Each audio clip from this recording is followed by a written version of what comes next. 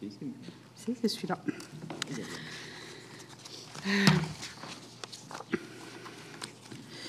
Donc, mes chers collègues, Monsieur le Ministre, Madame la rapporteure, nous reprenons cet après-midi les travaux de notre commission d'enquête sur la pénurie de médicaments et les choix de l'industrie pharmaceutique française par l'audition de Monsieur Xavier Bertrand, en sa qualité d'ancien ministre de la Santé.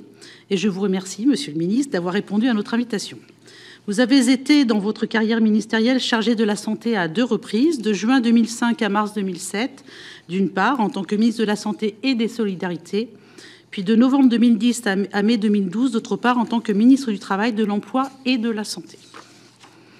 Votre expérience est très utile aux travaux de notre commission d'enquête à plusieurs titres. Vous avez d'abord connu, dès 2006, vous avez d'abord à faire face à l'apparition et à la propagation de la grippe aviaire H5N1. Celle-ci a donné lieu à l'élaboration notamment d'une doctrine d'emploi et de stockage des masques en France, sur laquelle une commission d'enquête de notre Assemblée vous a déjà interrogé. Vous pourrez sans doute nous faire partager vos réflexions sur la constitution de stocks stratégiques de médicaments destinés à faire face à une crise sanitaire de grande ampleur et le rôle de l'État dans de telles circonstances, puisque entre les stocks de dispositifs médicaux et les stocks de médicaments, on est vraiment sur la même logique de pouvoir répondre en urgence à un besoin qui serait en phase d'acutisation. Vous avez par ailleurs, en 2010, été confronté à la crise du Mediator, auditionné par la mission commune d'information mise en place par le Sénat suite à ce scandale et sur la base du rapport de l'Inspection générale des affaires sociales que vous aviez commandé. Vous avez à l'époque souligné l'existence de défaillances graves dans le fonctionnement de notre système du médicament. Cette crise a motivé un renforcement important des mesures de pharmacovigilance et la création par la loi médicaments du 29 décembre 2011 de l'Agence nationale de sécurité du médicament et des produits de santé, l'ANSM, en remplacement de l'ancienne Agence française de sécurité sanitaire et des produits de santé qui est ce qu'on nommait l'AFSAPS. ANSM que nous avons d'ailleurs déjà auditionné. Nous vous interrogeons sur la place de la ANSM dans le paysage des agences sanitaires et son rôle dans l'anticipation et la gestion des pénuries de médicaments. Plus largement, nous souhaitons que vous puissiez nous faire part de vos réflexions sur la gouvernance de la politique du médicament, fréquemment décrite comme lacunaire ou manquant de pilotage lors de nos auditions. Enfin, et cela touche plus directement encore au cœur de nos travaux, vous avez été confronté dans le cadre de vos fonctions à des tensions, voire à des ruptures d'approvisionnement de certains médicaments. À cet égard, vous aviez annoncé dès septembre 2011 la mise en place d'un plan d'action destiné à lutter contre ce phénomène en renforçant les obligations des exploitants comme des distributeurs et en contraignant les industriels à mieux anticiper les risques de pénurie.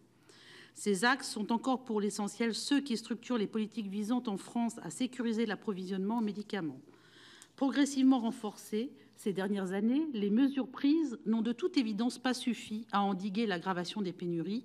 Nous étions à environ 700 médicaments en pénurie en juillet 2018 lors de la mission sénatoriale qui a traité de cette question, et nous sommes entre 2500 et 3000 suivant les moments et les critères qui sont retenus. Vous pourrez dresser le bilan de ce plan d'action et nous indiquer dans quel contexte il a été établi. Plus largement, vous pourrez faire part à la commission d'enquête de votre analyse sur la manière d'assurer aux patients l'accès aux médicaments les plus indispensables à leur prise en charge. Sur l'ensemble de ces sujets, Monsieur le Ministre, votre expérience et votre recul du fait de vos anciennes fonctions sont précieux et à la commission d'enquête. Je vais immédiatement vous céder la parole pour un bref propos introductif, de façon que nous ayons le temps de pouvoir avoir un échange et des questions. Puis Madame Laurence Cohen, rapporteure de notre commission d'enquête, vous posera une première série de questions. Je précise également que cette audition est diffusée en direct sur le site internet du Sénat et qu'elle fera l'objet d'un compte-rendu publié. Avant de vous donner la parole, je vous rappelle qu'un faux témoignage devant notre commission d'enquête est passible des peines prévues aux articles 434-13, 434-14 et 434-15 du Code pénal. Et je vous invite, Monsieur le Ministre, à prêter serment de dire toute la vérité, rien que la vérité, en levant la main droite et en disant « je le jure ». Monsieur le Ministre, vous avez la parole. Peut-être pour un très court propos, de façon à laisser plus de temps, si vous le voulez bien, aux échanges. J'ai donc assumé cette fonction à 2 reprises, cette très belle fonction à 2 reprises, peut-être en y ajoutant également la partie de fin mars 2004 jusqu'à juin 2005, où j'étais sous l'autorité de Philippe Douste-Blazy, en charge de l'assurance maladie, non pas en charge directement de la politique de santé ou de la politique du médicament, mais sur l'un des éléments concernant notamment le prix d'un certain nombre de produits de santé. Vous l'avez vous-même souligné, j'y reviendrai à l'occasion des questions. Il est vrai qu'en 2011, il y a à la fois le plan d'action qui est présenté en septembre 2011 et la loi médicaments qui a été adoptée fin décembre 2011, qui ont permis de changer un certain nombre de choses concernant justement la disponibilité des produits de santé, la disponibilité des médicaments. Mais si j'en viens à ce qui était la grille de lecture à l'époque et ce qui est aujourd'hui la grille de lecture que je me permettrai de présenter devant votre commission d'enquête, ça tient à trois choses. C'est l'absolue nécessité dans le domaine de la santé de l'anticipation. Nous avons une question clé aujourd'hui de prix. Et nous avons aussi une remise en question, à mon sens, de ce que nous mettons derrière le mot souveraineté concernant la disponibilité des produits de santé, au-delà même de la question du prix. Les pénuries, parce que c'est le réel mot, je ne comprends absolument pas pourquoi il y a aujourd'hui une fausse pudeur gouvernementale à nier la réalité des faits. Ce n'est pas un problème de tension dans les stocks. C'est une insulte professionnelle de santé aux patients de dire que c'est une tension des stocks. C'est une pénurie. Et j'aurais bien aimé qu'au-delà des différentes déclarations du ministre en charge de la santé qui nous dit tous les 15 jours qu'il n'y a pas de pénurie, que les problèmes vont se régler, j'aurais bien aimé l'avoir avec moi, voilà, encore 2 semaines, dans une pharmacie, quand vous avez besoin d'avoir des médicaments pour vos enfants. C'est sur les médicaments pédiatriques que le scandale est le plus patent, de bien voir que ce n'était pas un problème de tension, c'était un problème tout simplement de pénurie. Donc, un problème d'anticipation, problème de prix, et ensuite une nouvelle définition de ce que nous mettons derrière le terme de souveraineté, parce que ces pénuries vont être amenées à se reproduire régulièrement et elles vont devenir de plus en plus vives dans les années qui viennent. Voilà tout simplement le propos liminaire que je voulais avoir. Très bien. C'est parfait. Merci beaucoup. Je passe la parole à Laurence Cohen, rapporteure, pour une première série de questions. Merci, Monsieur le ministre, pour votre propos extrêmement court, mais en même temps très synthétique et qui met vraiment les projecteurs sur les problèmes réels tels qu'ils se présentent. Alors effectivement, vous avez raison de souligner que là, nous sommes face à des pénuries et malheureusement, ces pénuries ne font que se multiplier, c'est-à-dire au fur et à mesure, il y a de plus en plus de médicaments qui sont touchés et les médicaments qui ont été particulièrement touchés, c'est effectivement les médicaments à usage pédiatrique qui ont été très touchés. Moi, j'aimerais donc que vous puissiez approfondir un certain nombre d'éléments. Quand en 2011, vous avez donc annoncé un plan d'action pour justement lutter contre les ruptures de stock de médicaments, la situation n'était pas la même en 2011 qu'elle est bien évidemment aujourd'hui.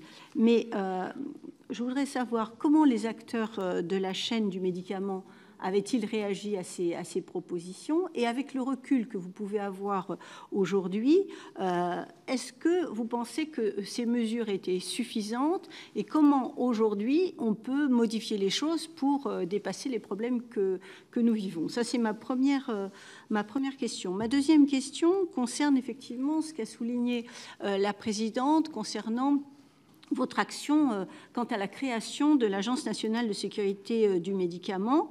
Est-ce que vous pensez aujourd'hui qu'il est pertinent de confier à cette agence la surveillance et la gestion des ruptures de stock de médicaments? Et est-ce que vous pensez également que cette agence dispose de moyens financiers et humains suffisants? Ce qu'on a pu constater lors des auditions des différentes agences, c'est qu'on leur demande de plus en plus de responsabilités, de plus en plus de missions, mais j'allais dire en fait à moyens constants, ce qui est quand même un peu plus compliqué. La troisième question, là encore, c'est que c'est venu très fortement dans les différentes auditions, c'est le problème de gouvernance et de pilotage de l'ensemble de la politique du médicament de manière familière, où il y a un certain nombre d'auditionnés qui nous ont dit qu'en fait, ils se demandaient s'il y avait un pilote dans l'avion. pour le dire de manière familière. Donc, qu'est-ce que vous en pensez? Qu'est-ce qu'il faudrait mettre justement en œuvre pour remédier à ce problème? Ma quatrième question, ça concerne l'engagement du gouvernement aujourd'hui de relocaliser les médicaments et les principes actifs. Effectivement, c'est une politique qui date depuis 30 ans, où il y a eu des délocalisations extrêmement importantes, délocalisations d'ailleurs qui étaient voulues parce que il semblait beaucoup plus rentable d'installer les industries en Asie notamment ou en Inde, avec une exigence des critères environnementaux et sociaux moindres. Aujourd'hui, on revient sur ces données et sur cette politique plus exactement, et on parle de relocalisation. Mais relocalisation, il faut raison garder. On ne va pas relocaliser en France tous les médicaments. Il faut qu'il y ait une harmonisation en bonne intelligence, pour le moins, avec l'Europe. Et je voudrais savoir, parce que vous avez votre expérience de ministre notamment, mais vous êtes élu d'une région et responsable d'une région industrielle, et dans laquelle il y a plusieurs sites de fabrication très importants. Et je pense à Sanofi, mais il y a d'autres, je ne vais pas toutes les citer parce qu'elles sont nombreuses. Donc, à votre avis, comment est-ce qu'il faut procéder pour qu'il y ait de réelles relocalisations? Est-ce que finalement, il ne faut pas prendre en compte le fait qu'à partir du moment où il y a une relocalisation en France et en Europe, eh bien, il faut prendre en compte donc cette relocalisation, y compris dans le prix du médicament, parce que sinon, on va entraîner une concurrence qui ne va pas être équitable, si je puis m'exprimer ainsi. Et est-ce que vous pensez, parce que là encore, quand j'ai parlé de critères environnementaux, c'est que tout le monde se dit aujourd'hui, ou beaucoup, ou la majorité se disent aujourd'hui, oui, il faut relocaliser, mais en même temps, si on a délocalisé l'industrie chimique, c'est qu'elle était polluante. Donc, est-ce qu'aujourd'hui, on est prêt? Quand je dis on est prêt, c'est collectivement, hein, parce qu'un élu qui dit voilà, je vais rapatrier dans ma région, il peut aussi avoir une levée de bouclier en disant mais pas ici, pas chez nous. Donc est-ce qu'on est en mesure aujourd'hui de maîtriser l'empreinte environnementale de ces relocalisations? Et puis je voudrais vous interroger de manière, toujours dans le même ordre d'idée, de manière peut-être un peu plus précise, parce que la semaine dernière, nous avons rencontré le PDG du groupe Axentis, qui a indiqué donc la liquidation judiciaire de l'usine Syntexim de Calais. Et il a signifié que pour lui, il était impossible de relocaliser en France la production de molécules à très gros volume et à faible valeur ajoutée. Donc, qu'est-ce que vous pensez de ce constat? Et comment, dans ce cas, sécuriser l'approvisionnement de la France et de l'Europe en médicaments matures qui sont fréquemment utilisés par les Français? Enfin, ma toute dernière question, c'est peut-être encore plus précisément sur le prix. J'ai donné un indice, si je puis dire, en disant qu'il fallait prendre en compte la relocalisation en France et en Europe. Mais au cours de nos auditions, la question du prix est revenue fortement. Je ne veux pas simplifier la donne, comme aucun d'ailleurs de mes collègues autour de cette table. Les pénuries, c'est multifactoriel et il n'y a pas qu'une solution, ça serait trop facile. Mais par rapport à ce prix, vous avez déclaré, me semble-t-il, assez récemment qu'il fallait payer les médicaments plus cher qu'aujourd'hui. Oui. Je pense que vous faisiez allusion, évidemment, aux médicaments matures, mais je ne veux pas transformer vos propos, mais ça me semble évident. Mais on a constaté que dans d'autres pays où le prix des médicaments est beaucoup plus onéreux, je pense notamment à la Suisse, ils souffraient des mêmes pénuries, et notamment au niveau des antibiotiques. Donc, on voit bien là que les choses ne sont pas si simples que ça. Et du coup, je fais un lien avec l'ONDAM, qui est consacré aux médicaments et qui sert quand même de variable d'ajustement aux réductions des budgets de la santé d'une manière générale. et que peut-être là, on est allé aussi trop loin dans la faiblesse de cette enveloppe, en jouant, enfin, jouer n'est pas le mot exact, mais en faisant un espèce d'équilibre entre les produits innovants dont les prix s'envolent et les produits matures dont les prix sont bas. Voilà les 6 questions que je voulais vous poser, Monsieur le Ministre. Vous voyez que du coup, je balaye beaucoup de points. On vous remercie infiniment de vos propos. C'est exactement, Madame la sénatrice, que j'allais dire tout à l'heure. Vous me permettez de les prendre à l'envers, de façon à ce que ma mémoire soit plus fraîche. Sur la question de l'Ondam, oui, vous avez raison. Et d'ailleurs, c'est ce que j'ai indiqué, Alain s'en souvient, pardon. Le sénateur Milon s'en souvient certainement, lors de l'examen du dernier PLFSS qui précédait l'élection présidentielle. Et d'ailleurs, je vais reprendre exactement, je n'ai pas retrouvé les termes exacts de ma déclaration, mais les termes utilisés par Nora Berra, qui était ma secrétaire d'État chargée de la santé, qui me représentait au banc de l'Assemblée nationale lors de l'examen du PLFSS 2012, le 27 octobre 2011. Je n'ai pas retrouvé les minutes du Sénat. Elle disait la chose suivante en mon nom. Ces montants d'économie demandés aux médicaments, ces montants doivent rester compatibles avec le développement d'une industrie à fort investissement. Il s'agit d'un enjeu essentiel. Toute démarche a un début, mais aussi une fin.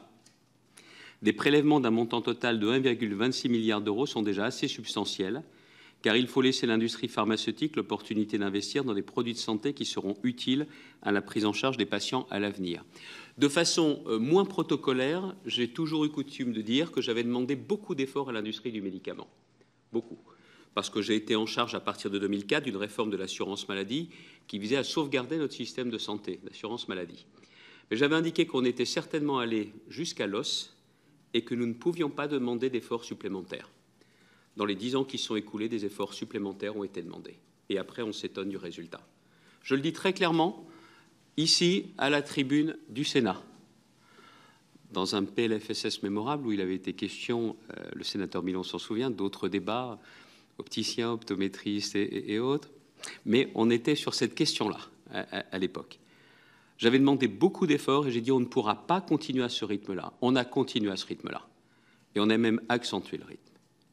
Ce n'est pas un propos, comment dirais-je, secret que je tiens, il est à la tribune du Sénat et Nora Berra le fait à l'Assemblée nationale. Donc on ne peut pas continuer et après s'étonner. Alors, c'est vrai que l'on dit qu'il y a des médicaments nouveaux qui sont très chers. Oui, mais les médicaments matures, on en a besoin également. Et ce qu'il faut souligner, c'est que les médicaments qui aujourd'hui posent des problèmes de disponibilité sont des médicaments qui sont issus de la chimie, à proprement parler. Or, ce sont ceux-là qui ont fait l'objet des délocalisations importantes. Sauf que ce n'est pas seulement les nouveaux traitements dont on a besoin, ce sont aussi les autres. Donc, il y a cette question de l'Ondam qui couvre clairement, et je répondrai aussi en partie aux autres questions que vous posez, notamment à la 5e question sur Saint-Exime. Quel est le problème qu'il y a ? Il le dit très clairement. Vu le prix qui est payé, il n'y a pas aujourd'hui d'intérêt forcément à relocaliser. Et puis il y a aussi un autre sujet, si je ne me trompe pas, qu'il avance, parce que nous l'avons aidé, nous, au niveau de la région, à un moment donné, c'est que tout le problème de l'industrie du médicament, c'est aussi ce qu'il y a comme nouveaux médicaments dans les pipes. Or là, comme il n'y avait rien qui était dans les pipes qui un jour allait arriver en production, ils savaient pertinemment que les perspectives risquaient d'être fatales. Donc prix et pipe. C'est ça qui a fait justement défaut à Saint-Exime. Mais si on en revient clairement à la question du prix, qui est quand même le cœur du problème, quelles sont les solutions ? C'est d'accepter que sur un certain nombre de produits matures, si on le veut qu'il y ait une nouvelle relocalisation, y compris de produits qui sont issus de la chimie, il faut donc qu'on imagine une nouvelle forme de tarification qui profitera à qui ? À des PME, sur le territoire national, parce que ce sont elles qui seront au cœur de cette relocalisation. Ce ne seront pas les grands labos. Les grands labos sont principalement sur autre chose. Ils ont leur stock de produits matures, je prends Sanofi avec le paracétamol, pour ne pas dire le Doliprane, et sur les nouveaux traitements. Mais sur les autres, ce n'est pas eux qui vont en bénéficier. Ce n'est pas eux. Parce que regardez aujourd'hui, si je ne me trompe pas en France, qui produit encore des antibiotiques ? Il n'y a que Sanofi, ce sont les seuls. Tout le reste est parti. Si vous voulez avoir le mouvement en sens inverse, il faut qu'il y ait une politique de prix qui soit élaborée par le CEPS, mais je vais y revenir avec le feu vert de Bercy, qui permette justement de mieux valoriser la rémunération de ces labos, qui seront des entreprises, on va dire européennes, mais qui seront des entreprises françaises, avec un prix qui vient cibler le retour justement de ces médicaments sur le territoire national. Si c'est une mesure large, ça ne fonctionnera pas. Si c'est une mesure large pour que les grands labos reviennent à cela, ce n'est pas justement ce qu'ils ont en tête. Et donc, ça doit être très clairement ciblé. Mais là, Madame la rapporteure se pose une question. Qui fixe le prix des médicaments en France? Parce que la dichotomie insupportable entre le ministère de la Santé et le ministère de l'Économie, des Finances et du Budget, c'est le fond du problème. C'est le fond du problème. J'ai toujours connu ça dans une vie antérieure où, bien évidemment, Ségur, vous faites le PLFSS, mais aujourd'hui, avec la logique des comptes publics, la politique du médicament, comme une bonne partie de la politique de santé, et encore, je ne vais pas parler d'autres politiques, elle est faite à Bercy, avec des raisonnements comptables, donc de court terme.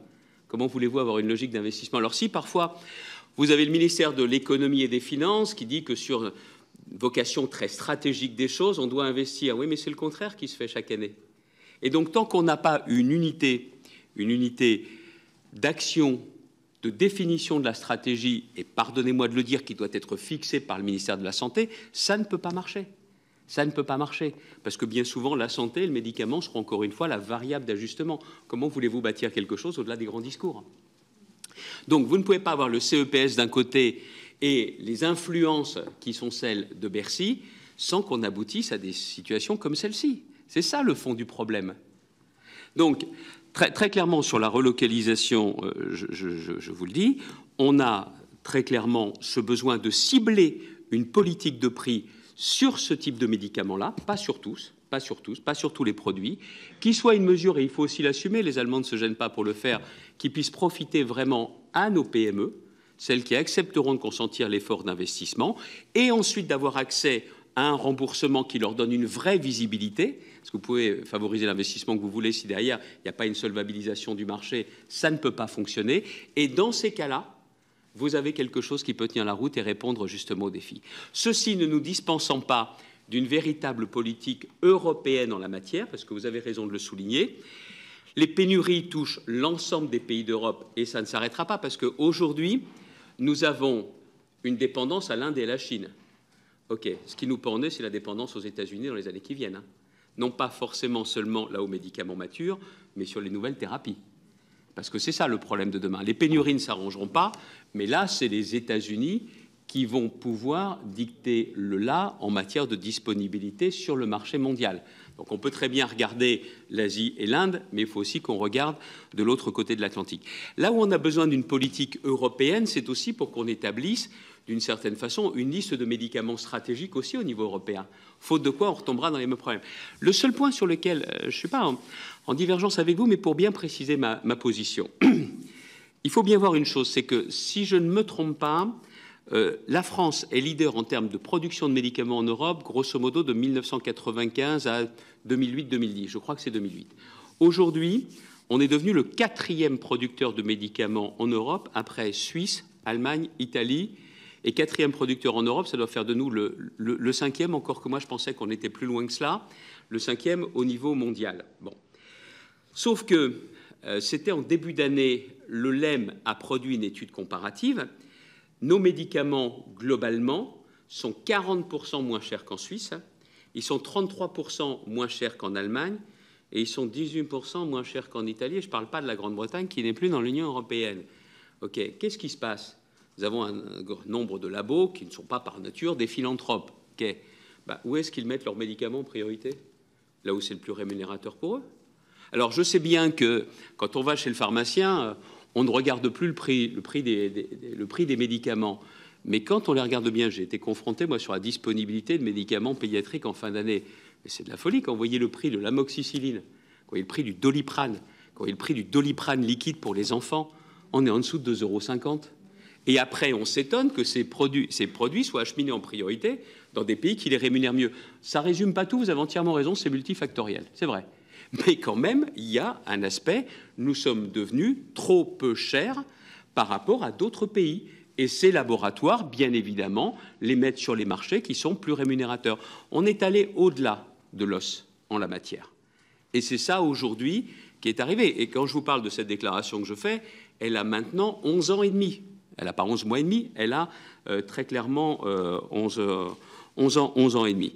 Donc voilà pourquoi j'en suis intimement convaincu. il nous faut aujourd'hui rétablir une nouvelle politique de prix et de cibler les questions de rémunération des laboratoires en fonction des médicaments qu'on aura estimés comme stratégiques et surtout en fonction du profil des entreprises qui sont de nature à accueillir justement ces relocalisations. Alors vous parliez de la question environnementale. Très franchement, aujourd'hui, je le vois avec nombre d'industries que nous accueillons dans la région des Hauts-de-France, on est capable de pouvoir montrer que ce soit sur les émanations ou autres, on est capable de prendre l'ensemble des filtrages possibles, l'ensemble des mesures protectrices de l'environnement. Et s'il y a des préventions, nous savons pertinemment que les enquêtes publiques et ce qui nous est demandé au niveau environnemental ne permet plus de faire les erreurs qui auraient pu être commises dans les années 60 et 70. Et je le vois notamment sur des extensions. Vous avez parlé dans la région de Sanofi, mais je pense notamment à GSK, à Saint-Amand, à AstraZeneca sur le Dunkerquois. Ça ne pose aucun problème avec les riverains que de voir des extensions de sites industriels pharmaceutiques loin s'en faut. Vous m'avez aussi parlé de la question des mesures qui avaient été prises. Est-ce qu'elles avaient été acceptées? Alors, il y a deux choses. Il y a les mesures que je suis amené à élaborer parce que la Société française d'anesthésie et de réanimation m'alerte à l'été 2011 sur la question. Et le 2 août 2011, et aussi des associations de patients. À l'époque des associations de patients, on est en amont parce qu'on est sur la question de l'anesthésie et de la réanimation. Entre parenthèses, vous savez qu'au cœur de la crise Covid, on a eu un problème d'alimentation au curare. On a failli avoir un vrai problème de disponibilité durable sur le curare. Nul besoin de vous expliquer ici le côté absolument indispensable du curare pour la réa. Les problèmes sont encore devant nous. Les problèmes sont encore devant nous sur la seule question du curare. Donc à la question, l'alerte vient, la Société française et les associations de patients. Donc, moi, je le dis aussi très clairement, à l'époque, dans les médias, je dénonce un système d'importation qui prive les pharmaciens français d'approvisionnement, ce sont mes termes, et je me dis prêt à contraindre les laboratoires à respecter leurs engagements. Là-dessus, j'avais fait procéder en mars 2011 à des enquêtes et j'avais mobilisé, ce n'était pas de mon ressort, la DGCCRF sur cette question-là. À la suite de la réunion avec l'ensemble des acteurs, le 8 septembre 2011, à l'époque, j'annonce, excusez-moi de lire, parce que c'est quand même voilà 12 ans, donc j'ai un peu vieilli depuis et je me souviens plus précisément, on annonce un plan d'action qui est mis en œuvre sans délai, c'est pas pour dans 6 mois, sans délai, sous l'égide de la DGS et de l'AFSAPS, mais la DGS, je ne délègue pas à l'AFSAPS le soin de tout mettre en œuvre, ce qui pose d'ailleurs les questions de gouvernance, je vais y revenir dans un instant.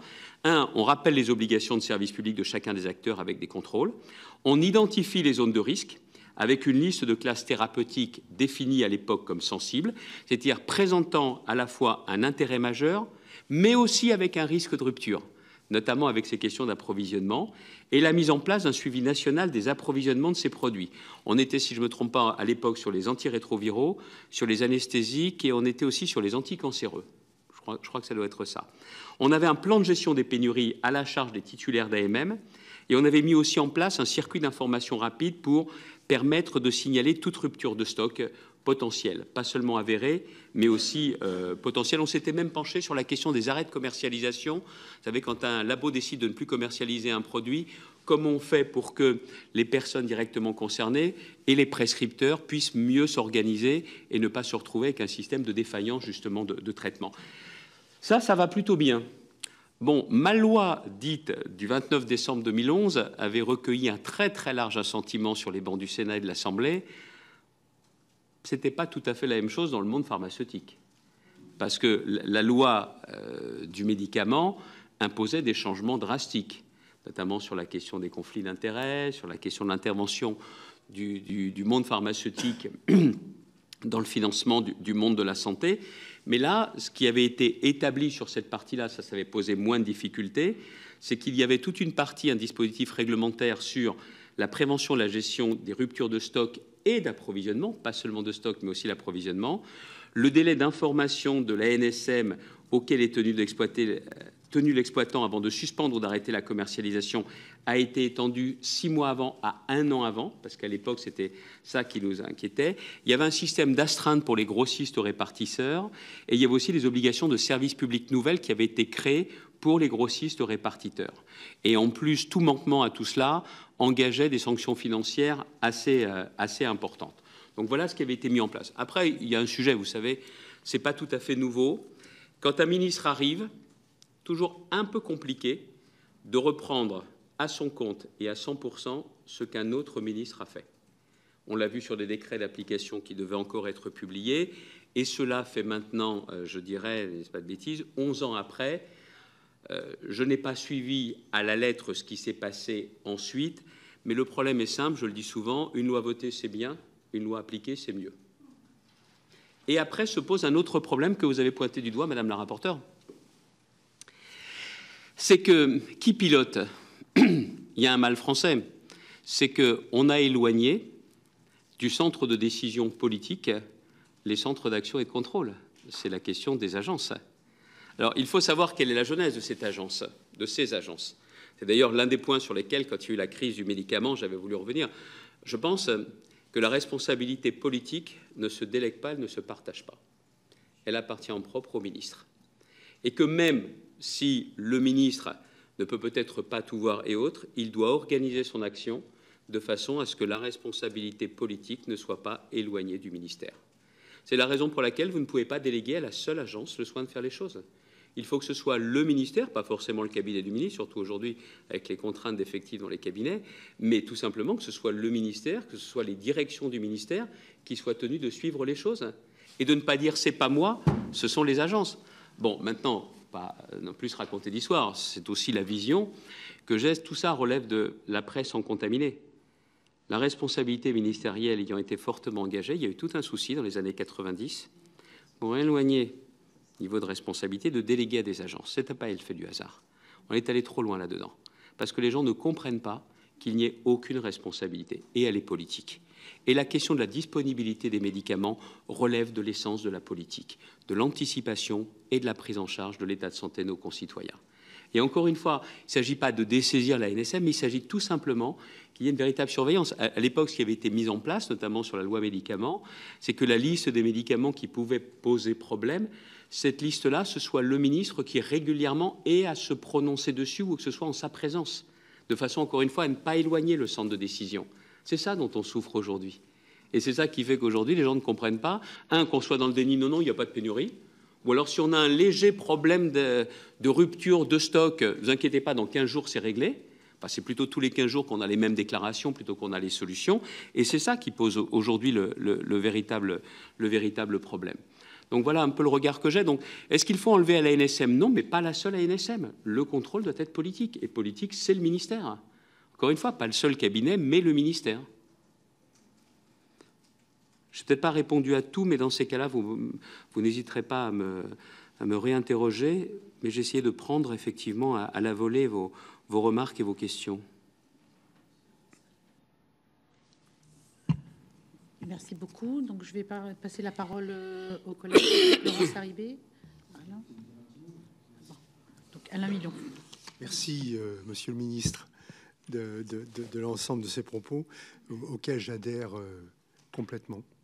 Je voudrais revenir sur un des points que vous avez abordé, c'est celui de l'effort demandé à l'industrie pharmaceutique. C'est un effort qui est considérable et c'est surtout un effort qui est inconstant. C'est-à-dire d'une année sur l'autre, les efforts sont différents, ce qui fait que les entreprises internationales ou nationales ne peuvent pas faire de prévisions budgétaires, sauf à la fin de l'année. Et parfois, les directeurs nationaux sont obligés de dire à leurs directeurs internationaux, on ne me demande pas 1 milliard cette année, mais 700 millions. Et après, on ne me demande pas 1 milliard, mais 1,8 milliard. Et ça, l'inconstance crée des problèmes majeurs au niveau de l'industrie pharmaceutique. Je voudrais revenir sur la composition du CEPS aussi. Je crois qu'il est en effet important, et je vous rejoins complètement. Ça m'embête de dire vous, mais là, on est en officiel. Donc, je vous rejoins complètement. Il faudrait que dans le CEPS, le ministère de la Santé soit dominant. Or, pour l'instant, c'est Bercy qui est dominant dans la composition. Dans la composition des fonctionnaires représentant les ministères. Il y a la recherche, l'industrie, le budget, l'économie, le budget ou l'économie et la santé. Et la santé, c'est le nombre de fonctionnaires le moins important à l'intérieur du CEPS. Donc il est important que le CEPS voit sa recomposition faite au profit de la santé. Et je crois que sur ce sujet, je vous rejoins complètement. J'ai une petite question. Lorsque l'agence européenne donne un avis positif sur un nouveau médicament.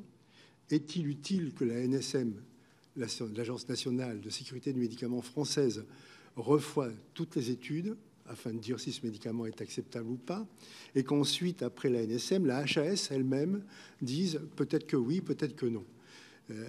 On perd un temps fou par rapport à d'autres pays, par rapport à l'Allemagne, par rapport à la Belgique.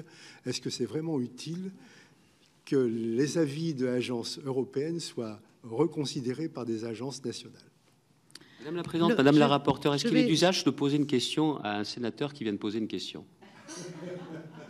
Ce qui est l'usage, c'est que je distribue la parole aux différents sénateurs, et donc je pense que vous pourrez tout à fait répondre par une question si vous le souhaitez, même si ça ne nous empêchera pas d'exiger une réponse à un moment. Laurence Harribey, s'il vous plaît. Merci Madame la Présidente. Monsieur le Ministre, j'aimerais revenir sur 2-3 petites choses que vous avez dites pour avoir un éclairage supplémentaire. Vous plaidez finalement pour une revalorisation du prix du médicament, en particulier les médicaments matures, d'autant plus que vous soulignez que ça profiterait aux PME. Et c'est quelque chose qui ressort de nos auditions, où on sent bien finalement qu'on est passé d'un marché de masse à un marché de niche, et que de fait l'industrie pharmaceutique est en train de s'organiser sur ces deux types de marchés. Donc on vous suivrait assez facilement, mais la préoccupation, c'est de vérifier que c'est effectivement les PME qui vont en bénéficier, sachant que l'industrie pharmaceutique est très fragmentée, et que si on prend un exemple, peut-être que je me trompe, mais comme Biogaran, qui est dans le top 10 des médicaments génériques et l'une des premières entreprises françaises, et qu'on pourrait considérer finalement comme quelqu'un qui pourrait être accompagné dans cette production-là, c'est quand même une filiale de Servier.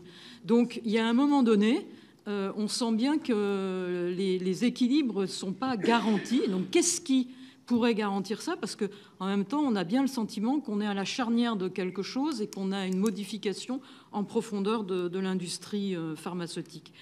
Et puis la deuxième question, parce que je ne veux pas monopoliser et d'autres auront certainement des questions, vous parlez d'obligation de service public, on l'a abordé ce matin avec un autre ministre qui vous a succédé. C'est bien les obligations de service public, mais quels sont les moyens de contrôle et de sanction? Et dans votre expérience, même si vous avez finalement innové dans les procédures et dans cette vision-là, peut-être que le recul n'est pas assez nécessaire pour savoir comment ça a pu être contrôlé, mais en tout cas, comment nous, on pourrait faire des propositions pour garantir cet élément-là. Merci. Pascale Gruny. Merci Madame la Présidente. Monsieur le ministre, moi je vais juste compléter. Il y a une chose dont on ne parle pas, c'est la consommation des médicaments en France. Parce que la pénurie, bien sûr, elle est partout. Elle est plus importante chez nous. Et quand on voit les consommations d'antibiotiques, de psychotropes, etc., elle est plus forte en France. Est-ce que vous avez un regard sur ça ? Sur les prix du médicament, bien entendu, ça c'est vraiment le sujet qui ressort beaucoup. En revanche, il y a le budget de la sécurité sociale. Vous avez parlé de Bercy, mais le budget de la sécurité sociale qui quand même est toujours déficitaire, qu'on a du mal à équilibrer et qui est encore en visuel. Je veux dire, on va chercher dans d'autres budgets pour essayer de compenser. Donc c'est vraiment un souci. Donc, quelle solution et qui doit financer les stocks?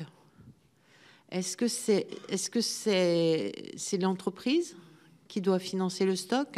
C'est une des questions que nous sommes posées avec Laurence Harribey, parce qu'on est sur l'Europe du médicament dans le cadre de la Commission des Affaires européennes, parce que les stocks, ça coûte cher, en fait, si on l'impose aux entreprises.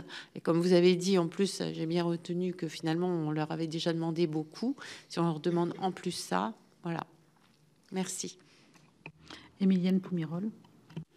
Oui, merci, Madame la Présidente. Moi aussi, Monsieur le Ministre, je voulais parler du prix, puisqu'on sent bien au fil des auditions que c'est un des problèmes majeurs. Et vous interrogez un petit peu sur la transparence des prix du médicament. On a questionné à plusieurs reprises les différentes institutions et les labos qu'on a pu rencontrer, on a du mal à savoir quel est le prix de revient, comment il est pris en compte, comment est pris en compte éventuellement la recherche et le développement, et en particulier la recherche fondamentale et la recherche publique qui participent à ce prix. Et si je suis d'accord avec vous pour dire que effectivement Bercy a une place certainement beaucoup trop importante par rapport au ministère de la Santé, comment on peut mieux, j'allais dire, donner des critères sur l'établissement des prix.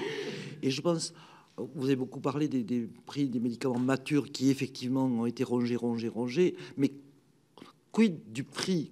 Comment fixe-t-on aujourd'hui le prix de ces médicaments innovants, les biothérapies, thérapies géniques, qui atteignent des sommes exorbitantes? Comment on peut les justifier? Comment on peut les contrôler? Oui, moi j'ajouterais à cette question budgétaire le fait que quand on a auditionné la CNAM, il y a 3 axes qui sous-tendent les choix stratégiques de la CNAM. Et dans les 3 axes, il y a la soutenabilité. Donc la dimension budgétaire est mise quasiment au même niveau que la dimension sanitaire. Et que on parle beaucoup de Bercy, mais en réalité, c'est à toutes les échelles, et notamment en matière de politique du médicament, que ces considérations budgétaires se déclinent. Et donc, est-ce qu'il n'y a pas aussi, de ce point de vue, à réfléchir sur les orientations et peut-être cette idée un peu, comment dire, permanente que nous avons de plusieurs années de trivialement, comme on dit, boucher le trou de la Sécu, alors qu'en réalité, on est bien dans des politiques de santé publique et qu'on doit déborder ce cadre-là. Voilà, je vous remercie.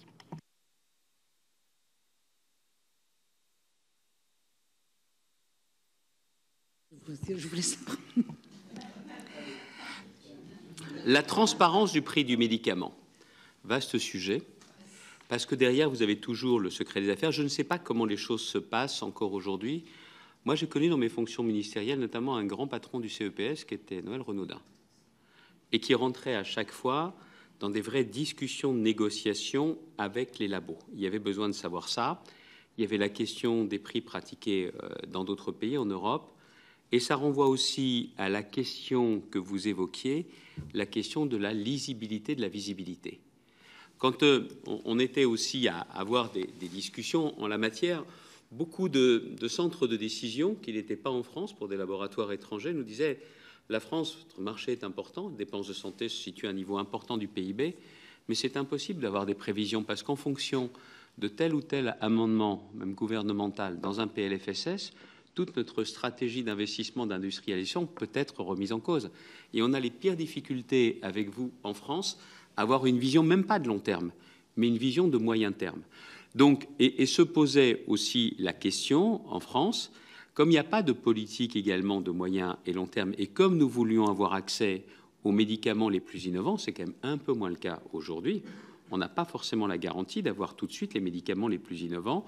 C'était ça la difficulté. Donc il y a une partie de secret des affaires, mais il y a une partie avec des vrais professionnels d'avoir un regard sur ce qui correspond au prix, et vous sentez aussi dans une négociation ce qu'est le point de rupture ou ce qui n'est pas le point de rupture. Tout ce que je vous dis là remonte maintenant à plus de 15 années. Je ne sais pas exactement comment les choses se font aujourd'hui, mais ce que je sais, c'est que quand on a un regard purement budgétaire, ça ne peut pas réussir. Ça, c'est sûr et certain. Alors, attendez, je vous dis ça. J'ai quand même eu à conduire au départ sous l'autorité de Philippe Douste-Blazy et ensuite dans ma responsabilité ministérielle à conduire une réforme de l'assurance maladie sur laquelle personne n'aurait parié un centime d'euro à l'époque sur ce résultat. Elle a produit plus de résultats d'économie qu'il n'y en avait au départ dans les objectifs de la réforme. Parce qu'encore une fois, une loi votée, c'est bien, une loi appliquée, c'est mieux. Une réforme engagée, c'est bien. Une réforme suivie des faits, c'est mieux. Et donc, nous avions réussi justement à le faire. Donc je sais que dans la vie, il faut savoir compter, surtout quand on est responsable public. Mais encore une fois, pas en oubliant les impératifs soit d'investissement, soit les impératifs de santé publique. Et ça nous renvoie aussi à une autre question que posait la sénatrice Pascale Gruny. Je souris parce que la sénatrice Pascale, la vice-présidente du Sénat, Pascale Gruny, c'est que tout ça nous conduit à quelle modernisation du système de santé? Je pense qu'aujourd'hui, vous voyez, dans nos services publics, il va y avoir des investissements importants à faire. Il y a peut-être des services publics sur lesquels ce n'est pas une question de moyens supplémentaires. Sur la santé, on n'échappera pas à la question des moyens supplémentaires. On peut se raconter tout ce que l'on veut, ça ne sera pas possible. Pourquoi? Parce qu'il y aura la question des thérapies innovantes qui coûtent de plus en plus cher. Et un pays comme la France ne peut pas avoir dans d'autres pays les médicaments innovants sur le marché et les plus riches d'entre nous être capables de les acheter sur Internet ou à l'étranger pendant que les autres n'y auront pas accès. Et ça va continuer. Et d'autre part, nous savons pertinemment que les investissements dans les personnels vont rester une priorité au-delà des Ségur. Au-delà des Ségur. Alors, bien sûr qu'il y a des économies, la sénatrice, c'est notamment sur la question des actes redondants. Les actes redondants n'ont toujours pas baissé. À l'époque, déjà, on parlait d'1,5 milliard d'euros. Bon, ils sont effectués, ils sont pratiqués, ils ne sont pas des faux actes, mais ça pose aussi la question de la pertinence des actes, déjà d'un point de vue médical, et ensuite au niveau du coût de la sécurité sociale. Mais même s'il y a des gisements d'économie, ça n'est pas à la hauteur des besoins en financement dans le système de santé dans les années qui viennent. C'est le service public qui aujourd'hui a le besoin le plus d'engager des moyens. Donc, nous n'y échapperons pas. La question, c'est de savoir sur quoi on met les priorités.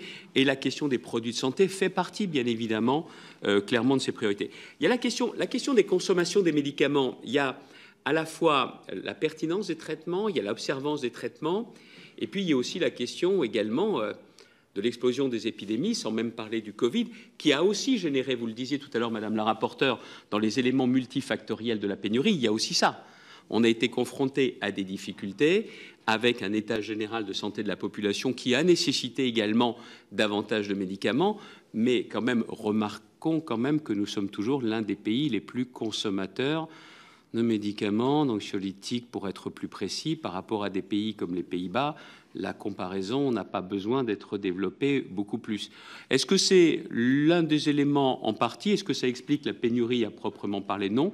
Mais dans un environnement multifactoriel, oui, effectivement, cela est de nature à jouer beaucoup. Mais sur la question du financement des stocks, une PME ne peut pas financer tous les stocks. Et là, la question se pose, quel est le rôle de la puissance publique? Et pardon, quel est le rôle de la puissance publique au niveau européen? Parce que si on constitue des stocks au niveau européen, là, il faut savoir ce que l'on veut. J'estime que c'est aussi au niveau européen, clairement, que la question doit se poser. Une PME ne pourra pas financer des stocks ou faire le tampon comme c'est le cas pour un grand labo. D'où l'idée aujourd'hui de différencier. Et si je peux me permettre, c'est vous-même, Madame la sénatrice, qui l'évoquiez tout à l'heure. Je pense que sur la question du prix, aujourd'hui, on a un élastique qui se tend entre les grands labos et les génériqueurs. Et au milieu, il y a les entreprises dont on parlait tout à l'heure. Et là où je suis d'accord, c'est que le problème n'est pas de financer Biogarant sur des investissements. Là, la question, je l'ai dit tout à l'heure, il y a deux leviers d'action. Il y a le financement des investissements, et on peut très bien prendre des volumes de chiffre d'affaires ou autre, et il y a ensuite la solvabilisation du marché par les prix. Et une entreprise comme Biogarant, s'il décidait notamment de relocaliser, c'est avec les prix sur le marché qu'ils peuvent s'y retrouver. Mais là, on n'a pas besoin de faire le même effort d'investissement que pour une PME. Vous voyez, si bien que ça évite d'être logé exactement à la même enseigne que les PME dont on a besoin de redensifier notre territoire, et qui plus est, ça va intéresser beaucoup de territoires de pouvoir justement bénéficier de cette relocalisation dont on parle davantage qu'on en envoie aujourd'hui les fruits. Il faut dire les choses telles qu'elles sont. Notamment dans le Choose France, les phénomènes qui ont été vus sont des phénomènes liés encore une fois à des grands labos.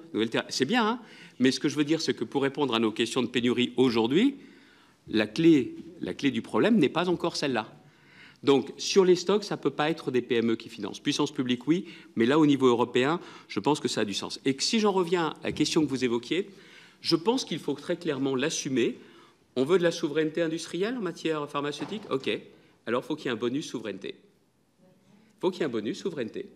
Le bonus souveraineté, on le décompose, aide massive à l'investissement ou solvabilisation du marché, avec une répartition qui peut être liée au niveau du chiffre d'affaires pour éviter qu'il y ait un effet d'aubaine ou de double aubaine pour certains. Mais clairement, c'est un bonus souveraineté qu'il faut très clairement mettre en place si on veut le faire. Si je peux me permettre, comment se fait-il que les gouvernements n'aient pas lu à l'époque le rapport du Sénat sur la question? Comment se fait-il que les gouvernements s'émeuvent aujourd'hui des pénuries, alors même qu'il y a une proposition de loi qui avait été déposée, si je ne me trompe pas, en août 21 par un sénateur, je n'allais pas dire des Hauts-de-France, mais un sénateur du Nord. Mais tout est dedans. Tout est dedans. Pourquoi ils ne l'ont pas lu? Pourquoi le ministère de la Santé ne l'a pas lu et pas mis en application? C'était, si je ne me trompe pas, une PPL avec 13 articles. C'était un rapport d'une commission avec une trentaine de recommandations. Elles n'ont pas pris une ride, hélas. Elles auraient gagné à être rendues absolument concrètes et opérationnelles. Qu'est-ce qu'ils ont attendu? Qu'est-ce qu'ils ont attendu? C'est tout le problème d'ailleurs, on le voit bien dans notre pays, c'est qu'il y a nombre de solutions qui sont sur la table, empiriques, concrètes. Parce que vous interrogez qui? Vous interrogez d'anciens ministres, vous interrogez des responsables publics, et je suis certain que vous faites comme je le faisais quand j'étais ministre avant même de préparer cette audition, vous avez interrogé des acteurs de terrain, notamment des pharmaciens, qui vous expliquent facilement les choses, hein, qui vous expliquent très facilement les choses. Et donc c'est la raison pour laquelle aujourd'hui, les leçons sont là, il y a un vrai problème d'anticipation, il y a une question de prix, et ensuite, c'est si on veut clairement passer à la phase de relocalisation et de souveraineté, est-ce qu'on met en place, oui ou non, un bonus souveraineté et vers qui on le flèche en priorité?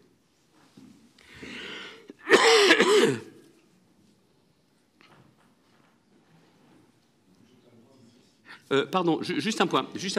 Vous m'autorisez ma question, Madame la Présidente? Monsieur le sénateur Milon, HAS, ANSM, vers qui pencherait votre préférence? Oui, moi aussi. Non, je vais vous dire pourquoi. C'est parce que là, on est clairement sur une dimension médicale de chez médical. Le vrai problème, pourquoi est-ce qu'on multiplie les procédures en France? Pourquoi on multiplie les procédures? Plus les procédures sont longues, plus de temps vous mettez à admettre un médicament au remboursement, et pendant ce temps-là, l'assurance maladie ne débourse pas. Oui, le système, je le dis très clairement, a été mis en place en France de telle façon que plus vous tardez, moins vous dépensez d'argent tout de suite. C'est un système qui est malthusien. Mais pardon, c'est le même problème dans les autorisations d'établissements de santé, hein, ou d'établissements pour personnes âgées. Plus les procédures tardent, moins vous avez de dépenses à fonctionner, parce qu'on n'a jamais eu le courage de dire que clairement, nous n'avions pas les moyens de pouvoir mettre en place toutes les politiques nécessaires, et en matière de médicaments, ça a été le cas. Des médicaments tardent à être admis sur le marché, à être admis au remboursement, parce que pendant ce temps-là, ce sont des mois qui sont gagnés. Et le système a fonctionné comme ça pendant bien longtemps. Pendant bien longtemps. Certains ministres ont accéléré des procédures, peut-être pu le reprocher à des moments donnés, mais c'est aussi l'une des clés. On n'ose pas dire les choses telles qu'elles sont. Malgré toutes les sommes que l'on débourse, notre système de santé, l'assurance maladie, est insuffisamment financé. On ne veut pas regarder suffisamment le poids des ALD, on ne veut pas voir le vieillissement de la population, le fait que l'espérance de vie en bonne santé diminue, et aujourd'hui qu'on ait justement les pénuries de médicaments. Parce qu'en matière de santé, l'un des enjeux, c'est la prévention. En matière politique, c'est l'anticipation. Alors, je reviens juste sur un point que vous aviez évoqué tout à l'heure. Les Prus, à l'époque, quand il est mis en place, ne veillent pas à se préparer uniquement à la question, justement, de la pandémie grippale sur H5N1, mais visent aussi à pouvoir se doter mesures d'anticipation pour constituer des stocks, y compris de médicaments, y compris de produits de santé, y compris de matériel notamment qui permettent l'injection de produits seringues et autres. C'est d'ailleurs ce qui fait qu'à l'époque, quand il y a eu H1N1, ma successeur, je crois, n'a manqué de rien. Mais les Prus a disparu un jour. Il a été, non pas remplacé, il a été fondu dans un ensemble plus grand. Oui, j'ai vu. Alain Milon. Oui, donc je reviens sur les Prus, parce que je suis complètement d'accord avec le président des Hauts-de-France. Je voudrais lui dire que dans le même temps où les Prus a disparu, les NVS a disparu. Exactement. L'Institut national de veille sanitaire, qui était extrêmement important et qui permettait, avec des médecins vigilants un peu partout sur le territoire national, d'être prévenus de ce qui pouvait se passer. Et c'est à la lumière de ce que j'avais pu vivre avec la crise du chikungunya et de la dengue qu'on s'était aperçu que l'INVS avait besoin de clarifier ses missions, de voir renforcer ses prérogatives, mais de pouvoir faire cette veille stratégique.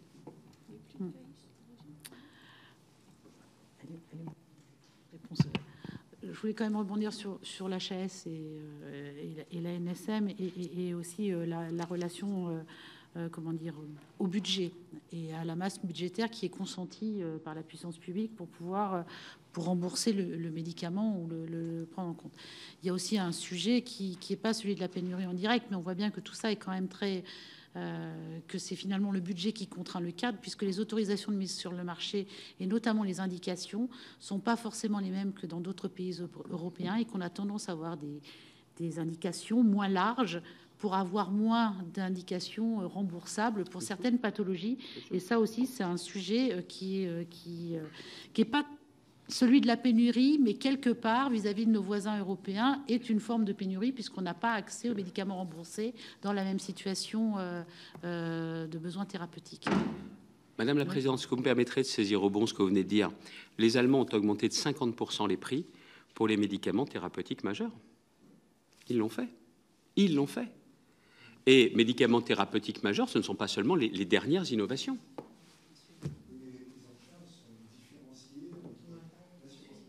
Oui, mais il y a aussi les caisses... Pardonnez-moi.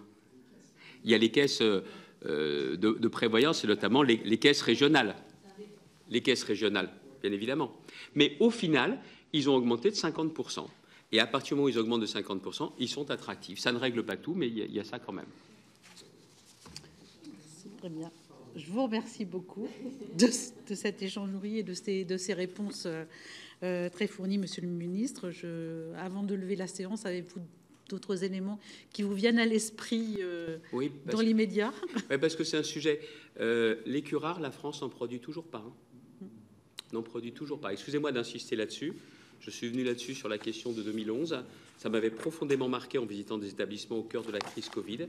Vous savez quel est le besoin essentiel. On est aujourd'hui mi-2023. Les curares, on n'en produit toujours pas en France. Ce qui veut donc dire sur quelque chose de clé, on est toujours dépendant d'importation. Même si les hôpitaux civils de Lyon en ont fabriqué pendant la crise de la Covid, en reconstituant la monographie qui n'existait plus et en ayant donc remis en place la recette quelque part pour pouvoir reconstituer la fabrication.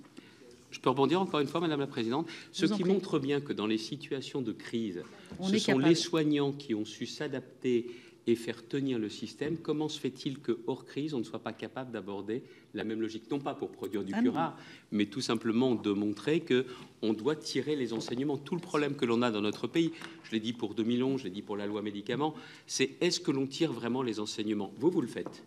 Vous le faites. Mais derrière, ceux qui ont la responsabilité exécutive, ils le font ou pas? Ou est-ce qu'ils cèdent à la dernière sirène médiatique ou au dernier instantané des réseaux sociaux? Ce n'est pas à la commission d'enquête de répondre à cette question lors de l'audition. Je vous remercie beaucoup, Monsieur le Ministre, et nous allons donc prendre l'audition suivante. Au revoir. Merci beaucoup.